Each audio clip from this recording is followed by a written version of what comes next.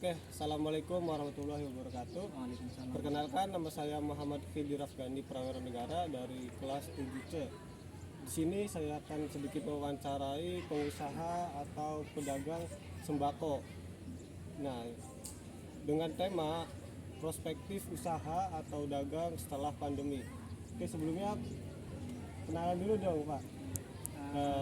Dengan siapa? Baik, sebelumnya perkenalkan, nama saya Abdul Hanan, usia saya 31 tahun. Saya dari Kabupaten Indramayu dan saya merupakan pengusaha di toko sembako yang ada di desa saya, yaitu Desa Pranggong, Kecamatan Arahan, Kabupaten Indramayu. Oke ya, melihat 2 tahun lalu Indonesia mengalami sedikit kendala, bukan Indonesia saja bahkan dunia, yaitu pandemi COVID.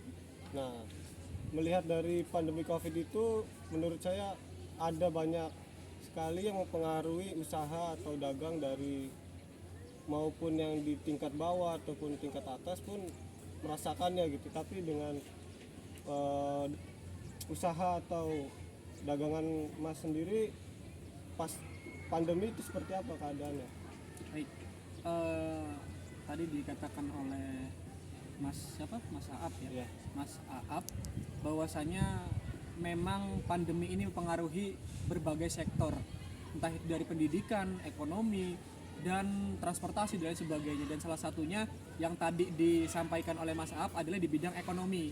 Dan kemudian saya juga sebagai pengusaha, yaitu saya juga merupakan pengusaha sembako di desa saya. Artinya saya sudah beberapa tahun berdagang ini dari mulai tahun 1999 itu sebelumnya diusahakan oleh orang tua saya, Mas Aap. Oke. Dan kemudian di tahun 2011 saya kemudian berdagang sendiri.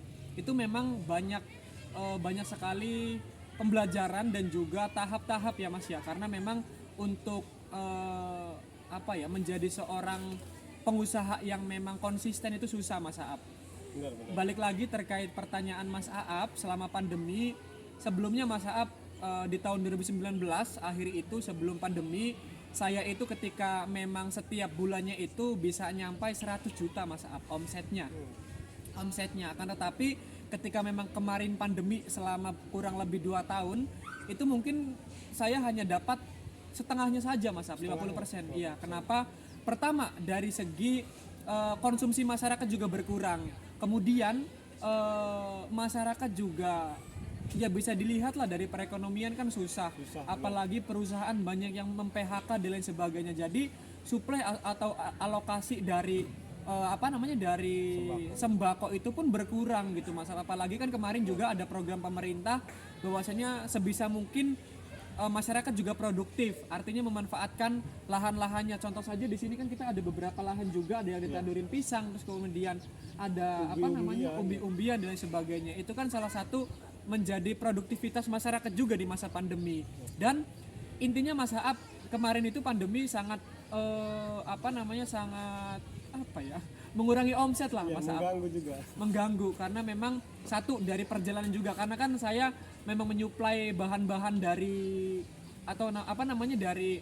dari Jakarta ya, karena memang terkendala karena transportasi juga kan dibatasi, terus kemudian perjalanan juga agak sulit gitu Mas. Jadi seperti itu, apalagi bahan-bahan langka, belum lagi seperti itu Mas.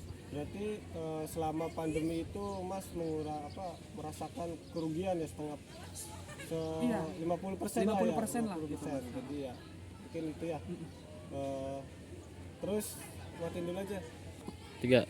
Ya, setelah tadi melihat perkembangan sebelum pandemi dan pas pandeminya, saya ingin mengetahui gitu perspektif usaha atau dagang Mas Abdul Hanan ini pasca pandemi itu perkembangannya seperti apa?